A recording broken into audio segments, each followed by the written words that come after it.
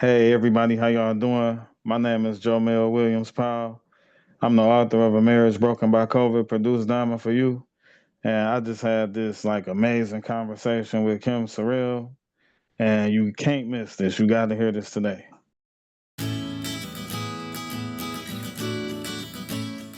Welcome to the show. I'm so happy you're here. You are going to be so happy you're here. I'm Kim Sorrelle. I'm a speaker. I'm an author. I get to do a lot of fun things in life. My favorite thing to do is to meet people, and I get to meet some absolutely incredible people. And today is my new friend, Jamel. He is amazing. There are so many things that I love about this man that you're going to love about him as well. But you know how we all kind of go through times in our life that are a little more difficult to go through than others. And then we come to this crossroads and we get to make a choice on whether we're going to rise above and be better because of the hard times or sink to the bottom of the ocean and put our head in the sand and never come out of it again. Well, Jamal is a rise above kind of guy, and he's so inspirational to me, and he's going to be inspirational to you. So I can't wait to dive in. So welcome to the show. Oh, thanks for having me here. I appreciate your time. Definitely. Yeah, well, I appreciate your time very, very much. So before we get into, we're going to talk about marriage today. We're going to talk hmm love. We're going to talk about a bunch of different things. Before we get into that, all of that, though, I want people to get to know you. So I want you to tell me, starting with telling me about 8-year-old Jamal. Let me see. 8-year-old Jamil, I was really into drawing. I used to like to draw a lot. And back then when I was in elementary school, one of the funnest things to do was to play the bongos with our hands. I never had the courage enough to go try out for the bongo club, but all of us back then when I was around 8, we just loved the bongos, like to make music on them. Oh my gosh, I love that. I love that. I go to Haiti often, or I did. Right now it's kind of in turmoil, so I haven't been there in a little while, but hmm man, you can make a drum out of anything.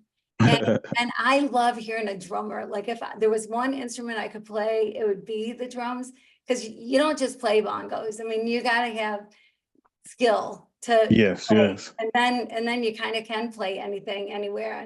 And so I love it. I love that. So how Oh fun. yeah. How fun. Well, maybe it's not too late for you. Maybe there's bongo club that you can go and join. Yeah, sometimes I still think about it like actually like that I might be able to make some music one day, like instrumental music, but we gonna see. We gonna see what time brings. That's right. That's right. Who knows what doors will open and what's going to happen. Oh So, yeah. yeah. So sounds like fun though. Sounds like you had fun with your friends hanging out when you were a kid. And Yeah. yeah. So what was the rest of school like for you? Coming up, like very, very into wrestling, WWF, things like that.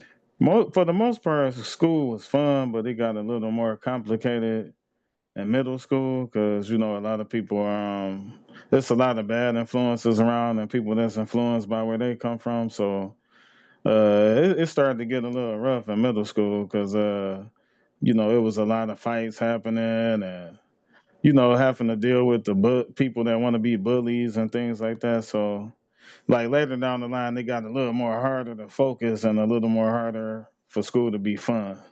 Yeah, that's really sad. Bullying, I don't know.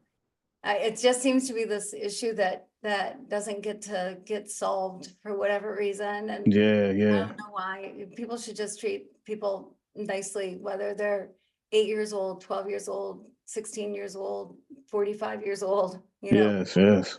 Yeah. So it got a little tough.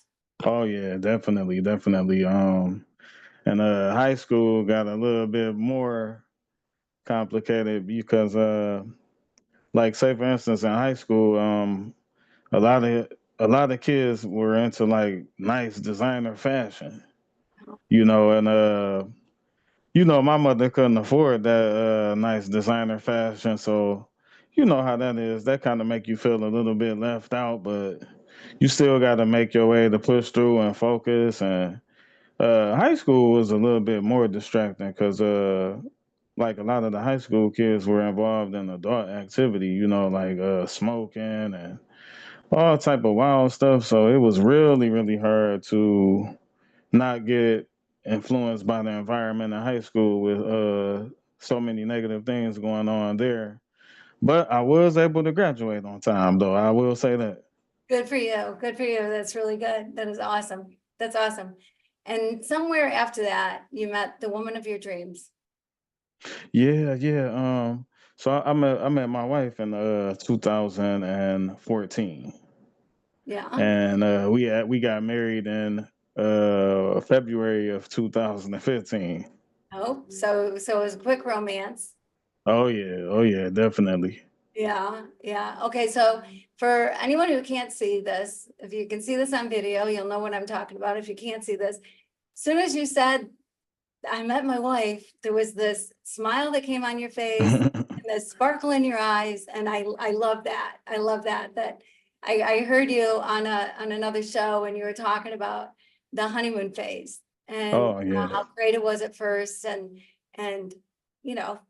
life is like that. Like you Oh first yeah. meet and you're so infatuated and can't wait to be together. And Yes.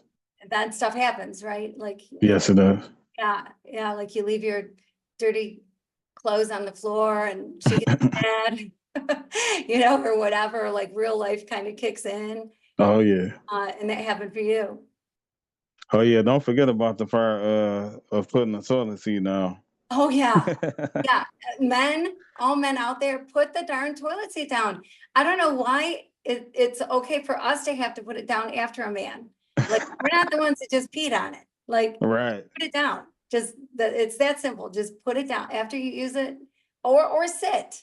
It's okay for a man to sit down and then you don't have to worry about touching the toilet seat. But if you do put it up, put it back down. But yes, you're absolutely right. That can be a big bone of contention. No doubt about it.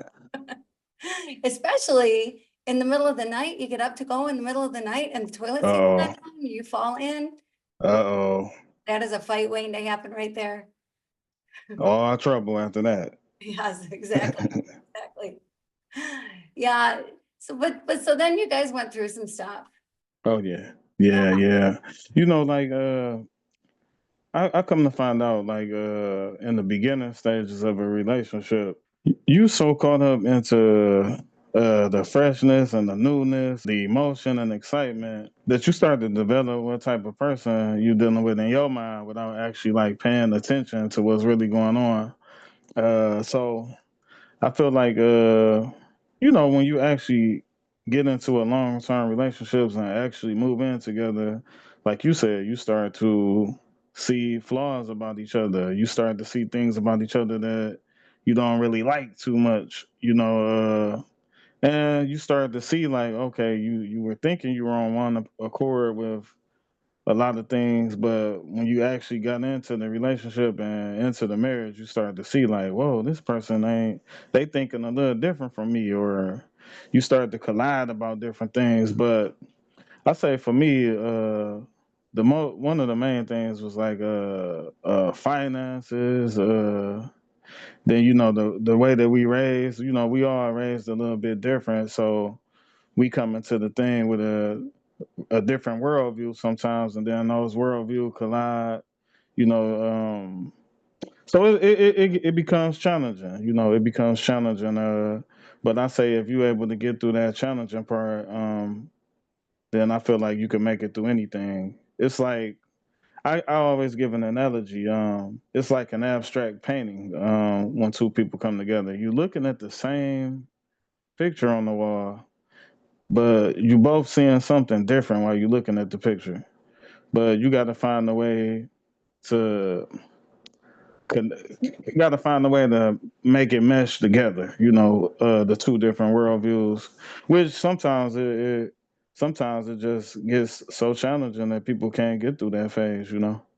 right, right. But yeah, you make such a good point because it's true. We come from different backgrounds, we come from different parents.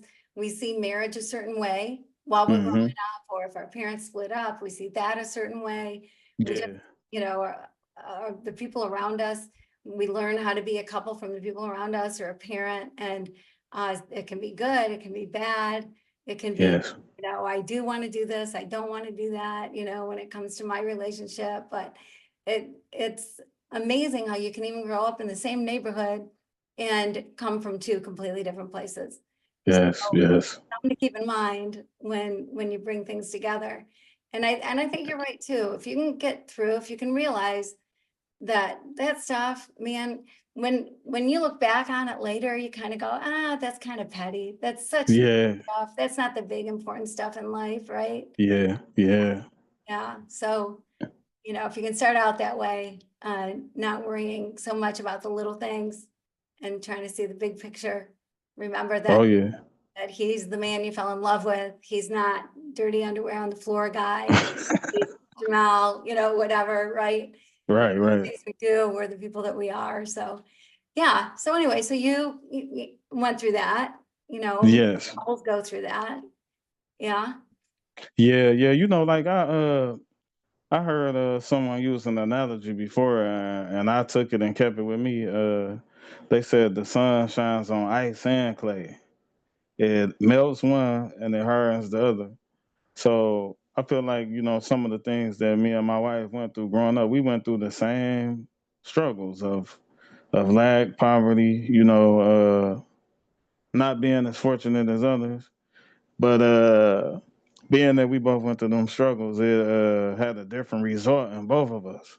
Because it had a result in me, like, a lot of times when I was young, like our lights would get cut off sometimes, our water would get cut off, and the everybody in the neighborhood see what's going on and know we might not have lights for a few days or water for a few days. So it was kind of like embarrassing. And then sometimes, we would get an eviction notice here and there and come close to getting put out. Like it was just like, so going through that type of stuff made me be a more conservative individual when it came to money, because I didn't ever want to experience those type of struggles again as an adult.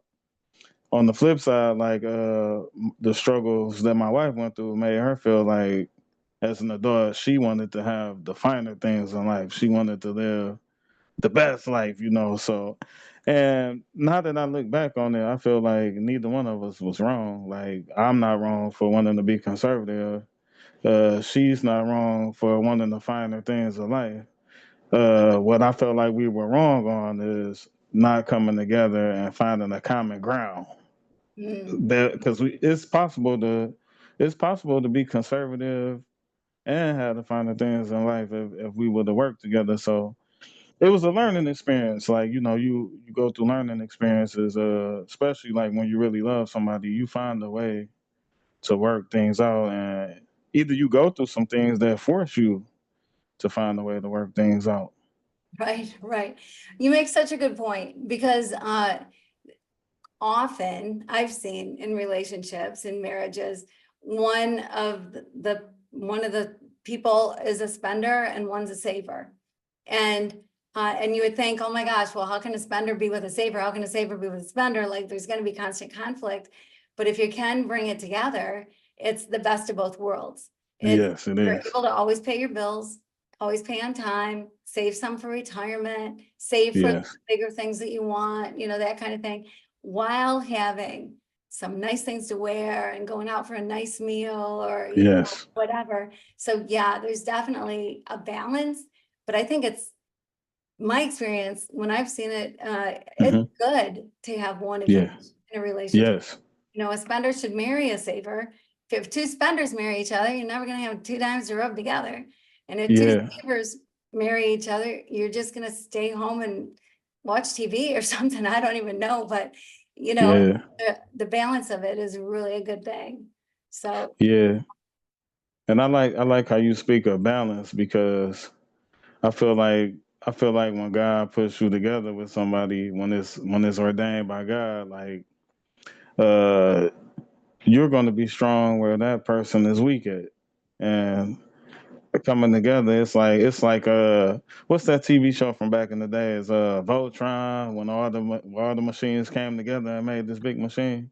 right, That's right. how it's supposed to be when we come together with our sponsors. We supposed to be this big force to be reckoned with. Yeah, yeah, absolutely. I think a lot of times too, people go in with different expectations, and quite often it's our expectations that can really mess us up. because Hmm. we expect things to be a certain way. We expect him or her to say a certain thing or to act a certain way, and then get mad when it doesn't happen. And it's like, Yeah. well, I don't know about you. I'm not a mind reader.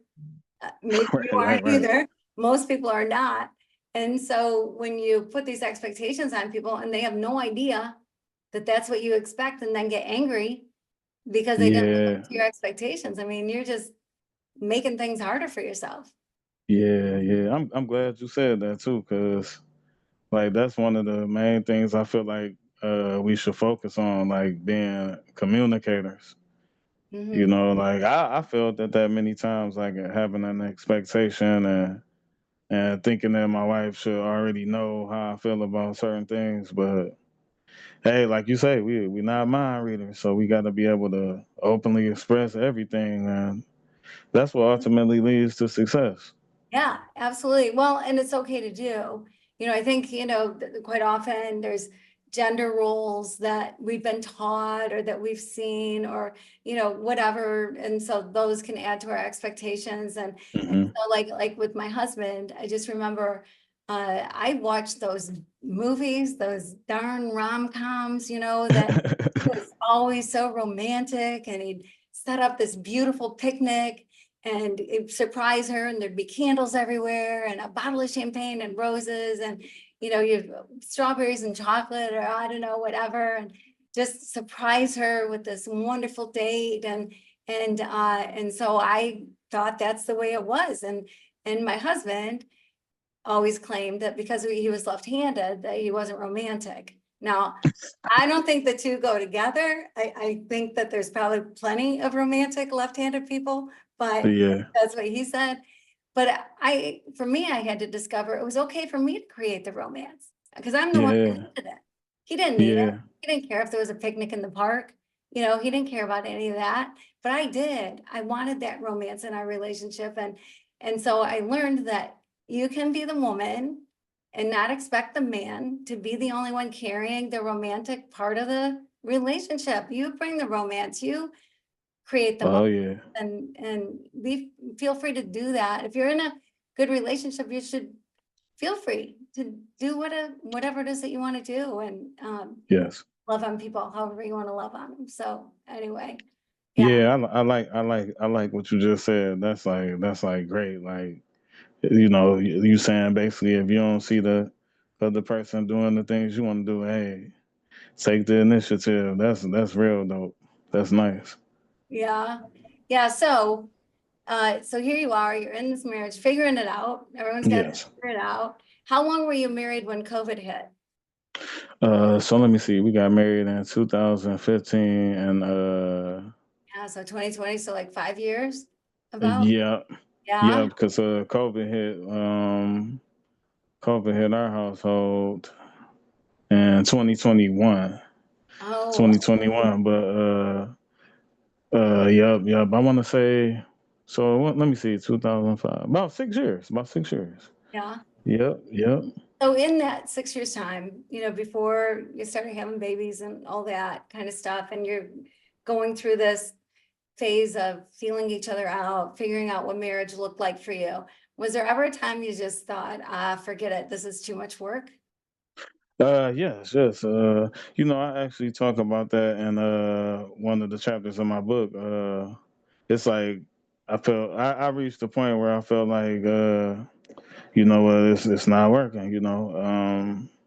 She felt like she was in love, and I felt like I wasn't respected, and we was just going through this cycle, um, this repetitive cycle of her not feeling like she loved by me, and me feeling like she not respecting me. And what happened is we wasn't doing things to try to make each other feel loved and respected. We went to counseling a couple of times and things like that. And I reached the point where I was like, I'm gonna just have to step away for a second and take a breather. So I moved like around. I moved around the corner from where we were at, and I had a month-to-month lease. And what I was doing is just stepping back, taking a breather, and feeling like we needed to step back to try to gain some perspective and come back together to work it out. And I think it really worked out well because it made us. We went through a rough patch in the beginning of the separation because all we would do was like argue every time we talked to each other. But then after a while, we started having conversations again. And it's like we started over. We started over because we started back going on dates again. Started back hanging out, talking, and I feel like we needed that. I feel like we needed that because when you get in a situation where you doing nothing but arguing and it kind of seemed like you can't stand each other and that's all that's going on. I just felt like it's best to just step away before stuff started elevating and getting worse because one of the things that we all mess up on is we always have in our mind what we would never do and how we would never respond and what we would never allow ourselves to get in, but it just doesn't work like that. We don't know the depths of the wickedness within our own hearts, and we don't know what will come out of us in certain situations. So, stepping back allowed me to have time with God, allowed me to have time with myself, and allowed me to have time to see that it was worth working out.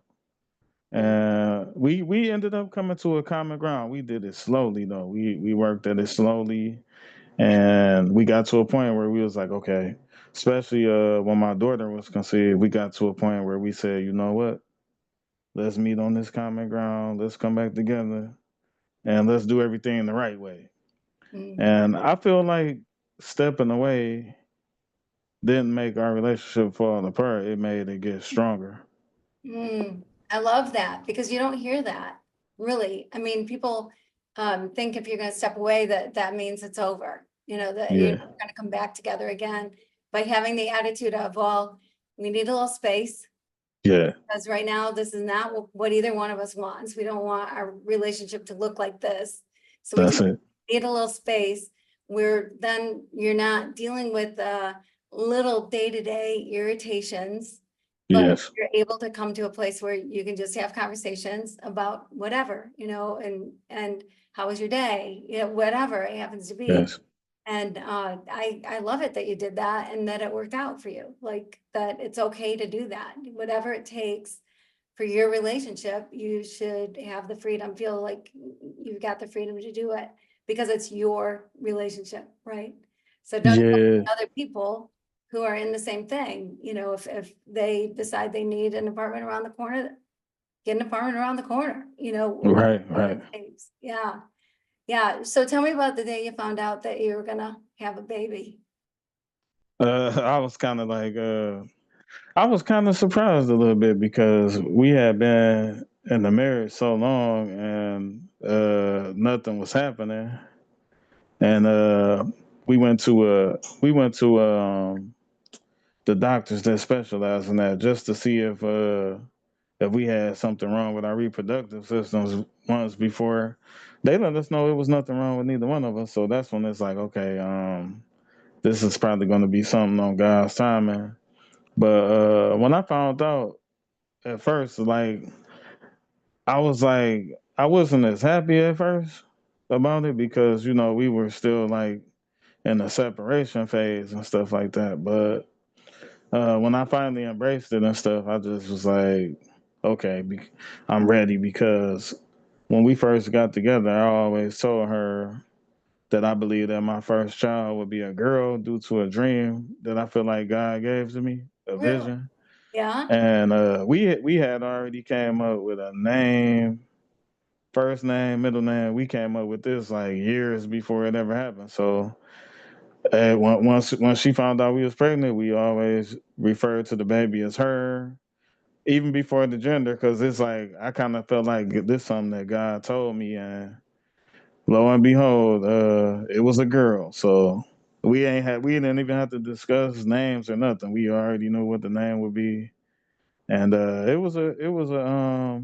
it came to be an exciting time. It wasn't as exciting time at first because of the conditions that things happened under.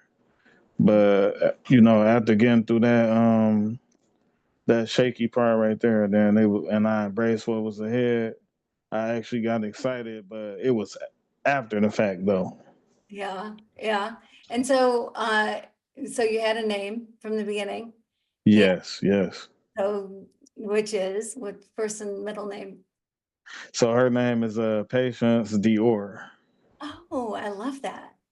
Gosh, that's beautiful. Beautiful, beautiful name. I can see it. Okay, okay, so and I'm thinking about getting pregnant because you're working on your stuff and Yes. and and gotten pregnant. So you're thinking maybe it's not in the cards or maybe you gotta wait or who knows what's gonna happen. And all of a sudden, I would imagine she was a little shocked by it as well.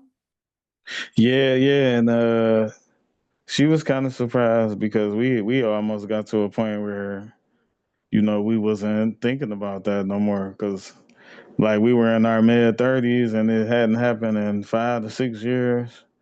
So we had kind of like took our minds off of it, but it happened in God's timing and under God's conditions. Because probably I feel like that's what kind of brought us closer. Oh Okay. yeah, you know her. She was like very excited because her mind was set on like she about to have a little version of her. So she was thinking about looking up all these clothes she about to buy and all that type of stuff. Like she was like real excited. Just looking forward to our child. They say like your children are the symbol of the one flesh relationship, and she was just looking forward to that. Yeah, yeah. It is so amazing when you're a woman and you find out you're gonna have a baby. It's just such an incredible miracle, such an incredible thing. Oh Even if yeah. you have morning sickness, even if you're not physically feeling so great or you're tired or whatever, it's just such an incredible, absolutely incredible thing to know that you're gonna have a baby. So that ended up bringing you guys back together, really, in a way. Oh yeah, yeah, definitely. Because it lit a fire up under me because I had a father that wasn't involved in my life, and Mm. my whole thing always was that whenever I did have one, I wanted to give what I felt like I was missing, like being in the household and being able to go to school performances, being there for the holidays, being there for birthdays. Like this is all the stuff that I didn't have. So I was just motivated, like I'm to be what I wish I had. Like I don't remember seeing my father too often as a child. And I just said I want to be everything that I didn't have. Like even also I wanted I wanted discipline. Like I felt like, man, I wish my father was around to like even discipline me a little bit or something like that. But it was just motivation. Motivation. I was happy because it's like now I finally get to be the person that I wish my father was as much as I can. That's cool. That's it's amazing. It's, sort of like generational things that you can break, that Yes. you don't have to be the dad that your dad was. I remember Yes. that feeling well too. Just, what is it that my folks did that I liked? And what did they do that I Hmm. didn't like? What kind of a wife did I want to be? What kind of a mom did I want to be? And you just hope that you do it better than your folks did it, which Yes. obviously you are because you're there. And Yes. so baby's growing in her stomach and you feel the baby kick and whatever. But then third trimester hit. Yeah, yeah. The third trimester. She made it all them years from 2019 to 2021 of August without contracting COVID, without getting sick at all. And the third trimester, that's when she got hit with the COVID-19 virus. And from there, everything just started the downward spiral. Like she got to the point where she couldn't breathe really. So then I had to take her to the doctor. Then her going to the doctor led to them calling for a C-section. Then after the C-section, it was medically induced coma. and the medically induced coma lasted for almost 2 months. Me having to go pick up my daughter without her and bring her home. That was like a whole nother level. Like I've been through a lot of scary things in my life and been in a lot of scary situations, but I think that was one of the most scariest things that I ever had to deal with. Bringing my newborn home without my wife, because in my mind, my wife was gonna be there when that time rolls around. But having to do it myself, like I felt like I wasn't prepared, and I was more so just concerned about not being a failure at it. So it was a lot of anxiety, but through that challenge, God brought out the best in me. Like, and He proved to me some things about myself that I didn't know. But having to do that for those couple of months while my wife was in the hospital and medically induced coma, like it was rough. It was rough. I'm not gonna lie. Challenging. Like going through because dealing with a newborn alone is a challenge. But to have to deal with the newborn without your spouse and your spouse, you don't really know if she's gonna make it through what she's going through at the hospital. It just brought about a lot of anxiety and a lot of darkness. But things was real dark the morning I found out that she had an anoxic brain injury. For some reason, she went without oxygen for about 10 minutes. While they told me they were changing her breathing tube, and it happened. But then they told me it happened while they were on the way to the MRI. So Oh, I'm upset and I'm trying to question like, okay, what is it type of thing. But at the same time, it's like just worried because with an anoxic brain injury, with a person that's in medically induced coma, we didn't know how she would be. We didn't know if she would wake up and then remember us, and we didn't know how she would be physically. So that was just some more anxiety to deal with. And then when she finally woke up, she couldn't talk, she couldn't move her arms, she couldn't use her legs. It was just like whoa, like it was just layers to the struggle over and over again. And just having to I couldn't really bring my daughter around her for the first couple of months, due to COVID protocol in the hospitals. So mm, that brought about some sadness in her because she did remember that she was pregnant. She remembered everything about us, about our lives and everything, but her her physically she didn't have her physical abilities no more, and her vocal abilities had kind of like declined drastically because uh, her vocal folds were paralyzed on one side. And I found out that had to do a little bit with the brain injury because the brain injury also can cause like other things in the body to lose their proper function. So it was just a lot of things we was finding out as we went on, and just a real dark space to be in. I would never wish that on nobody. But how we got through the dark space is just a lot of prayer. A lot of people was praying for us. I was praying a lot. I was reaching out to people that I knew that prayed, asking them to pray with me, and prayer is what got us through all those dark times. And one of the biggest blessings is when she came out of medically induced coma and she went to a respiratory hospital to work her off the ventilator. They allowed me to bring my daughter to visit her in December of 2021. And when I brought them in there, and this was her first time being able to physically see my daughter. So my daughter was delivered on September 1st, but my wife didn't get to actually see her until December. So they wow. blessed me with that opportunity. I brought her in there, laid her on top of her mother. It was like, I don't know, it was like one of the moments where it felt like it was a big halo over the room, lighting the room Mhm. up. And just hey, we navigated through a lot. We navigated through bad nursing facilities. Um, her going backward and forward to the hospital for different infections, and it was a lot of stuff going wrong over and over again, and it often have you wondering like, wow, like is God really with us? why we going through all of these things. But I'm just a strong believer that the things that we go through are there to make us people that we need to be in the future. So without the struggle that I went through, I feel like I want to be the person that I am today.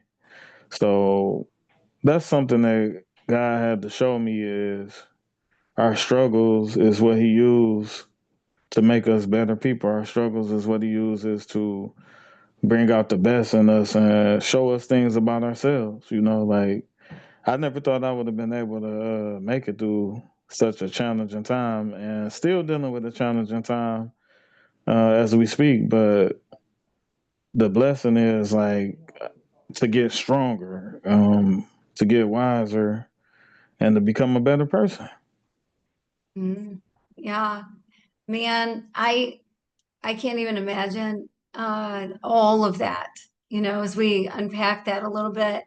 Like, first of all, uh, going home with the baby alone. Oh I, yeah, yeah, I'm a woman. I gave birth and I was scared to death bringing a baby home. I was so afraid because there's so many things, how do I bathe her? What do I do? I don't want to, overfeed, yeah. underfeed. What am I doing wrong? How do you change a diaper? I mean, if you haven't done those things, there's a big learning curve there. Yes, it So, is. and getting up in the night, nighttime feedings, just all the stuff that goes with having a baby is like enough pressure. But then on top of it, you have a wife in the hospital that you're wondering if she's ever going to come home. Yeah, yeah. It's Man. like what you said in the beginning. Reaching that point where either you're gonna fold or prevail. And the only way that I was able to prevail is through the strength that God gives. Like I wouldn't have been able to do it by myself because by myself I would have been trying to find every opportunity to have somebody else keep the baby and trying to find opportunities to escape. I probably would have tried to escape the responsibility, but due to God being a part of my life and being a part of my thinking process, I was able to just push through it, and like now, it's not like back in the days. You can find a lot of things on YouTube, learn the videos. So I was like the YouTube king during this time, like, and I had a couple of family members that I used to call and ask questions about things that I didn't know. So it was a humbling, scary experience. Mm, mm. I can just imagine. I mean, it's because it's everything. It's Hmm. not like you're born with this knowledge or that you learn it in school, but you're Yeah, starting from scratch and having yeah, to learn everything about taking care of a baby, about feeding, about everything there is to do with having an infant, a completely helpless, in your hands, totally infant at home, alone without your wife there. And yeah, she wasn't aware at the time, but it had to kill her to not be there for that time. And I yeah, love the way you described that moment that you were finally able to take patience and put her on her mama's chest yeah, and how the room felt, and you just felt like a special light in the room. And I'm sure that's exactly what it was, is just this, God's presence just being in the room with you. And what a special moment that was. oh And yeah. yeah. So patience now. So that was December 21. Hmm. So she's 3.5. How old is Yep, she? she about to be 4 in September. Oh yeah, September it's the September. 1st. September what? What's her birthday? September the 1st. September 1st. I'm September 3. That's Yeah. why I have. So September 1st, she is going to be 4 years old. And how is she doing? She's doing pretty good. Just as wild and busy as can be. And a bit hard headed, but she's doing great. And she'll be going to school in September as well. So I'm pretty excited about that. Yeah, no kidding, no kidding. So she's a little hard-headed. Oh yeah, busy all day, busy all day. Yeah. I had to sometimes grab her and just say, "Hey, sis, just sit down for a minute. Don't move. Just sit down here for a second, you know." But Yeah. just a ball of energy, ball of energy. She loved to sing, and Uh, she make her own melodies a lot of times. Cause Yeah. one day, cause I noticed that one day, like she making up her own words and her own songs. I never vocalized that though, but one day I was sitting in the room with her mother, cause her mother's still in skilled nursing right now. So one day we was sitting in there with her, and my daughter was doing the thing where she make her own songs, and then my wife was like, "It sounds like she making her own words and stuff," and I was like, "You know what? I was thinking the same thing." So I think she loved to sing. She been loving to sing since she was like about 3 months old. Yeah. And yeah, she just she very busy, but she very smart. Yeah, that's good. That's good. And the very busy part and the little, yeah, I like a child who's a little strong-willed because Hmm. they're going to be a leader. They're not going to be a follower, right? Yeah. They're going to be whatever they end up attaching themselves to, they're going to go full on. And Yes. so good for her. I like it that she's like that. A little spunky. That's Oh good. yeah. Oh Uh, yeah. Spicy. yeah. Spicy. I like that. So your wife is still in uh what is going on with your wife these days? She's still in skilled nursing. We went to therapy for about 2 years. She was doing physical, occupational, and speech for 3 years. She made some progress, but she still never gained her physical abilities back. But her voice is came back a little bit. I want to say it came back about 35%. So we have been able to understand what she says. She's just not able to like project the voice too well.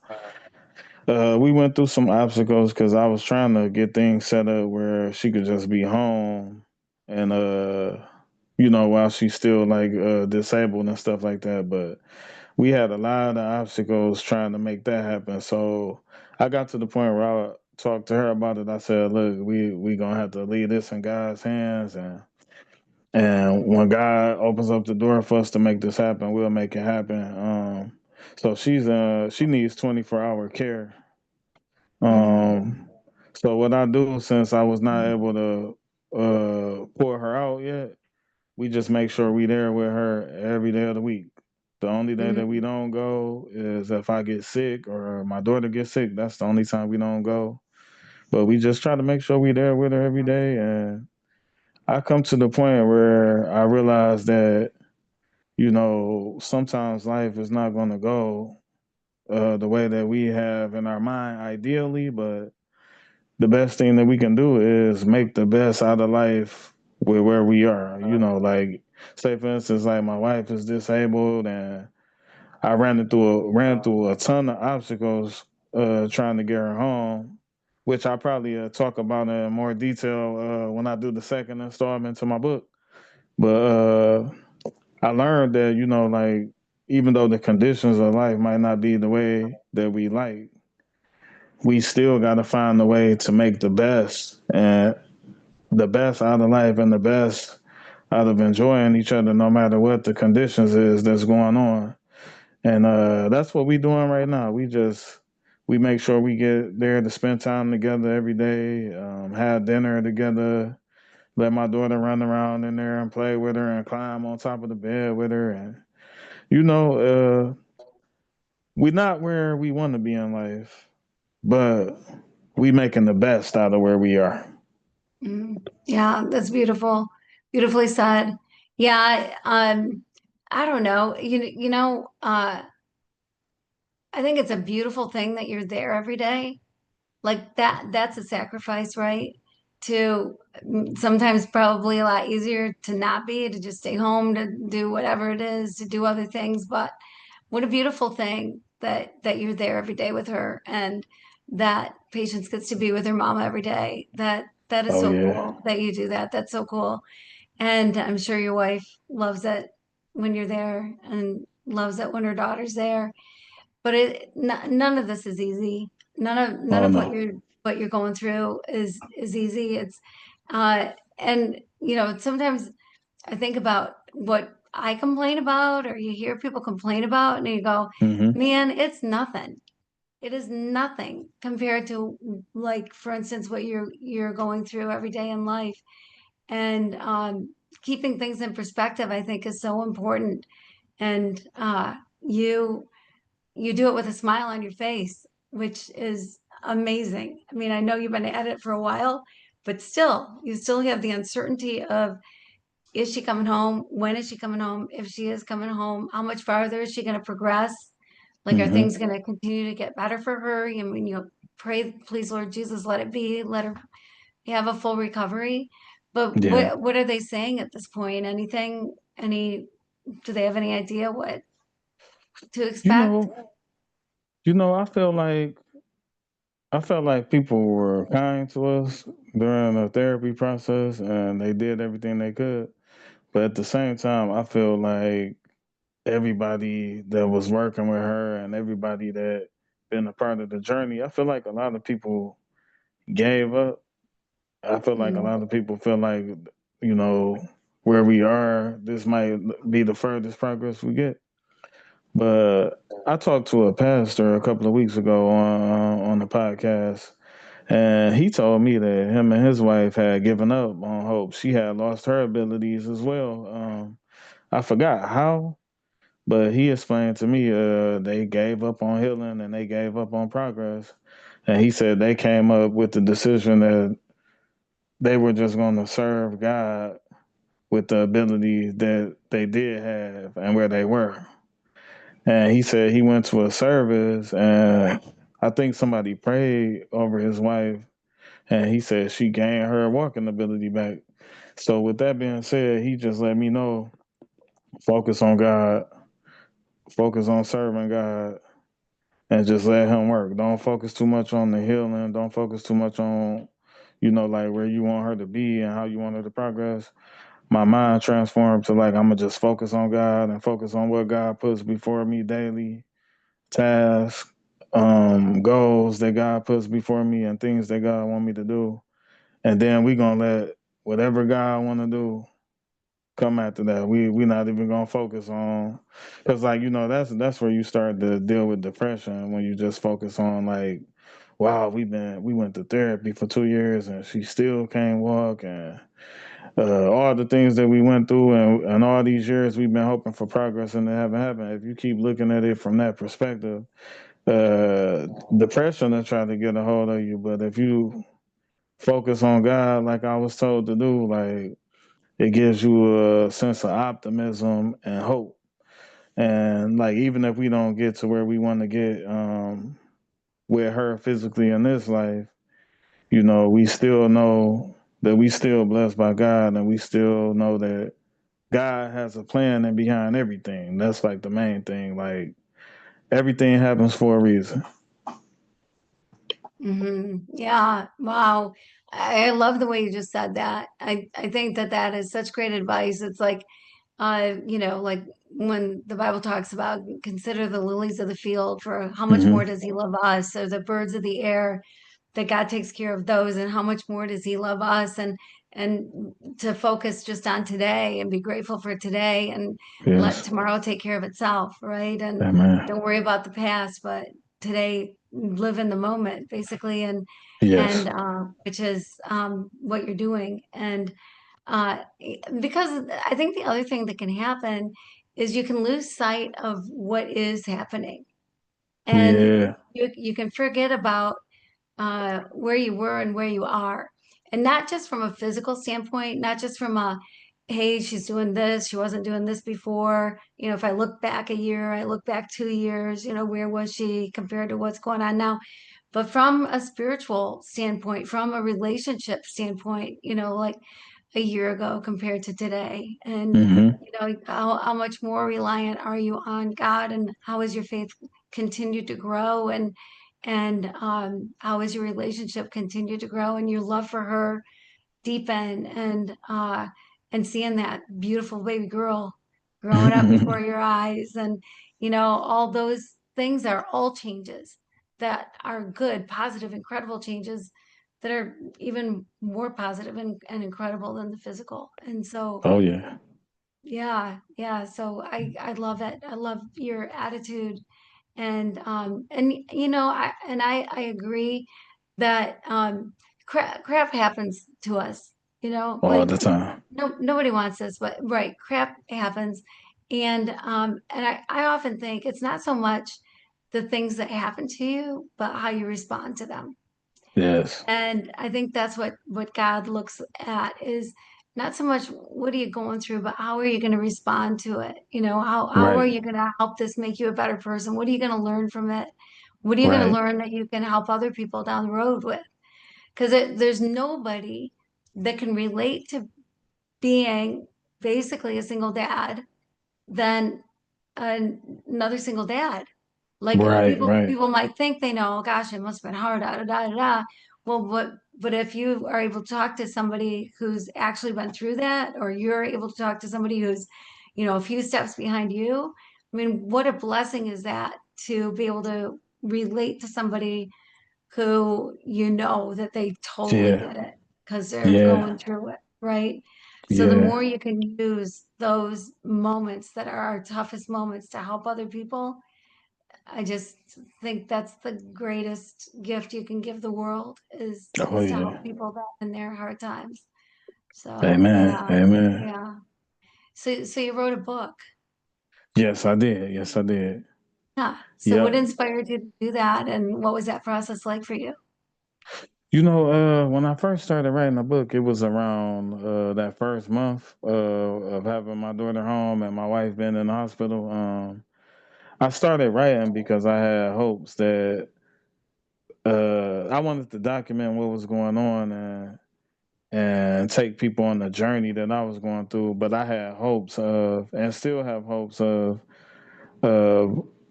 God, people being able to see how God worked in our story. So I was writing it in live action as it was going on, and it took a little time because a lot of times I got in it, had to deal with life and had to get away from writing, but I ended up being able to push through and finish, and I got the audio version of it recorded, and I got the ebook version done. And I think it's a blessing. To me, but I think it'll be a blessing to people to be able to walk through the whole dark journey with me. And then I end it with my hope.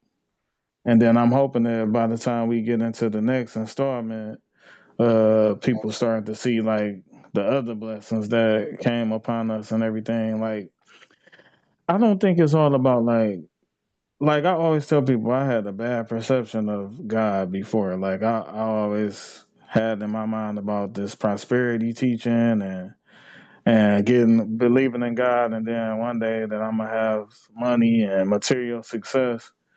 But it's a little different for me now. I feel like it's a blessing, even though it doesn't feel good, to go through struggles in life because the struggles in life make your relationship with God a lot more better, especially when you reach points where you're dealing with things that you don't have the knowledge to deal with and you've never been in before.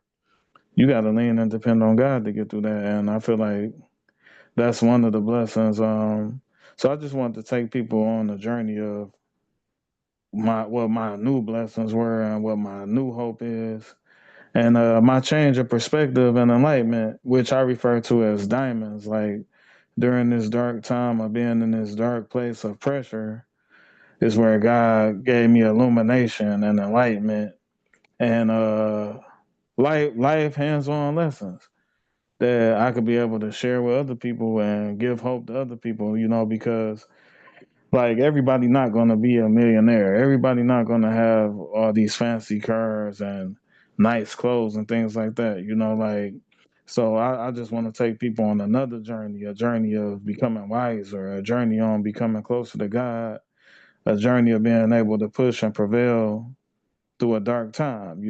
I wanted to give people hope. Yeah, yeah. Wow, what a gift. Yeah, that's so cool. I love that. And it's I don't know, your perspective is just so good and so real and so genuine because it's your life, because it's what you're Yeah. living, it's what you're going through. And I know your book is going to be a blessing to a whole lot of people. And and and I love that you're seeing the blessings.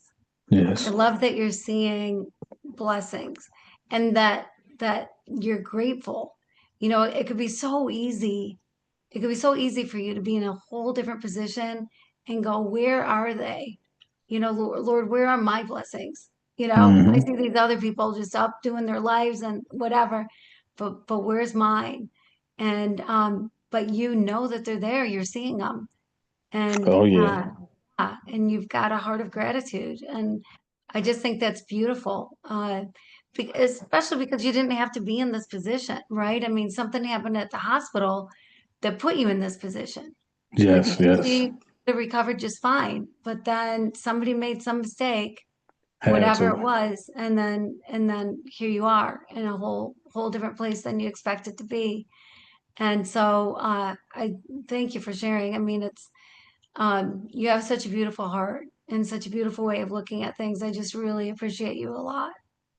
Oh, you know what? I thank you, and I always got to say like you know it's the work that God did in my heart that can make you see something like that. Not of my own doing, like because like I feel like I need to be a better person than what I am now and everything, but I do feel like God is still working in me, and I just got to give all praises to Him. Amen. Amen to that. Yeah, and you know, whatever struggle anybody's going through, it's their thing, right? Yes, It's their thing. yes. And so, you know, sometimes I've been through some stuff in life. My husband died several years ago, and Oh, you know, everybody goes through their things, right? Everybody goes yes, through their yes. things. And I think sometimes people can look at other people's struggles and go, well, mine's worse, you know, like it's some sort of Yeah, competition, right? Like, yeah, well, yeah. but mine's worse or whatever. Or you see somebody and you go, oh, geez, you know, mine's nothing compared to somebody else's. But I don't think it's a competition. No, no, I it's think not. whatever life throws at you, it throws at you. And Yeah, of course, it's going to be a deal to you. Of course, it's going to be something you got to work your way through. I think the difference to me, though, is in talking to you, it does put things in a different perspective where you can look at your own life struggles and go, you know what? I thought it was a bigger deal than it really is. You know, it right, really right. isn't that bad. It really isn't. You know, if Jamal can get through all this, holy cow, I can get through anything. And so, you know, what a blessing. Your book is such a blessing. Thank you so much for writing that, for taking the time to do Oh that. I know yeah. that's not an easy thing and takes a lot of determination to get an entire book on paper, get it out there and get it out to the world. So thanks for that. That's incredible. And Thank you, I can't thank you wait for to listening. see. Yeah, well, absolutely. I can't wait to see what comes for you because, you know, this is just you're just being built right now. It's like you're under construction. And the things that God is putting in you, the pieces that he's putting together to make you this incredible man, there's something big on the other side of it. There's something that that he has in store for you that I can't wait to see what it is. I Because received that. yeah, because you're already doing so much more than a lot of people in your position. You're already have such a different attitude than a lot of people would have. You already love the Lord, don't blame the Lord, but love him. You already let him embrace you and embrace your daughter and your wife and lean on him. You're already humble. You already know that you All don't know praises. everything, but you're willing to learn and willing to take it on, whatever it is. So All you're just praises. being built for some greatness. You are being built for something great, and I'm excited to see what that is. Amen. I receive that word with gladness. Mhm. I really do. Yes, I do. Yeah. Well, You know, you said awesome. something earlier that I thought about too. Like strangely enough, I saw other people that was dealing with a lot worse stuff than me. Yeah. You know, and then God started reminding me of other people that I know that been through bad things and similar things that found a way to still live. And that's one of the things that keep me going too, knowing that it's always somebody dealing with something much worse than me. You know, I still got somewhere to live. I still got a vehicle to drive. You know, my child is in good health. Like it could always be a lot worse. Hmm. Yeah. Yeah. Absolutely. So true. So true. Perspective is a big deal, isn't it? Oh yeah. Oh Yeah. yeah. Yeah.